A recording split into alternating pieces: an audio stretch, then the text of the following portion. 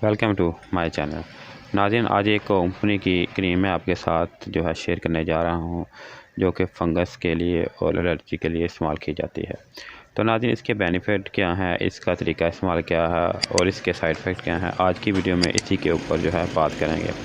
सबसे पहले नाज़रीन जान लेते हैं कि ये क्रीम इसका जो नाम है ये टर्पिन है।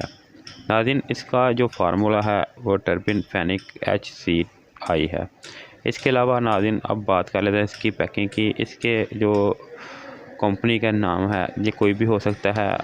इसमें अगर आपके साइट पे कोई भी कंपनी का नाम ऊपर मेंशन हो, सब आपने इसके नीचे जो इसका साल लिखा हुआ है जो कि टर्पिन फेनिक HCI 1% है, इसको आपने देखना है। तो आपने वो देख के इसको देख के अगर आपको वो अलामतें हो तो आप इसको परचेज़ करके इस्तेमाल कर सकते हैं। नाज़रीन, इसका तरीका इस्तेमाल क्या है, उससे पहले मैं इसकी मकदार बता दूं कि नाज़रीन इस तरह की ट्यूब इसके अंदर से निकलेगी। ये मेरे पास था ये सैंपल है जिसके ऊपर लिखा हुआ है कि नॉट फॉर सेल। इसके अलावा इसकी जो मकदार है वो 3 ग्राम है। इसके अलावा ये 10 ग्राम और 15 ग्राम में भी मार्केट में दस्तियाब है, जो कैजुअली सेल होती है। अब बात कर लेते हैं नाज़रीन इसके बेनिफिट की और किस किस जगह पे आप इसको लगा सकते हैं। नाज़रीन, ये एंटी फंगस क्रीम है। वो लोग इसका इस्तेमाल कर सकते हैं जिनको पाँव के उंगलियों के अंदर फंगस हो जाए या नाखून उसके अंदर फंगस हो जाए, यानी कि नाखून वो येलो हो जाए और उसके अंदर वो फंगस हो जाए। इसके अलावा अगर अपना उंगलियों के पास आपको फंगस हो जाए, अंडर आर्म के पास हो जाए, तो आप इसको इस्तेमाल कर सकते हैं। नाज़रीन, फंगस वो इस तरह के कि आपको हल्के हल्के दाने दाग वगैरह पड़ जाएं। इसके अलावा इसको आप एलर्जी के लिए भी इस्तेमाल कर सकते हैं। अगर आपको एलर्जी या ख़ारिश है तो भी आप इसका इस्तेमाल कर सकते हैं, सिर्फ बैरूनी इस्तेमाल के लिए। इसके अलावा नाज़रीन इसके इस्तेमाल का तरीका क्या है अब वो जान लेते हैं। नाज़रीन, जिस जगह पे आपको एक्ने दाने या इसके अलावा फंगस हो, उस जगह पे आपने इसकी हल्की सी लेयर लगा लेनी है।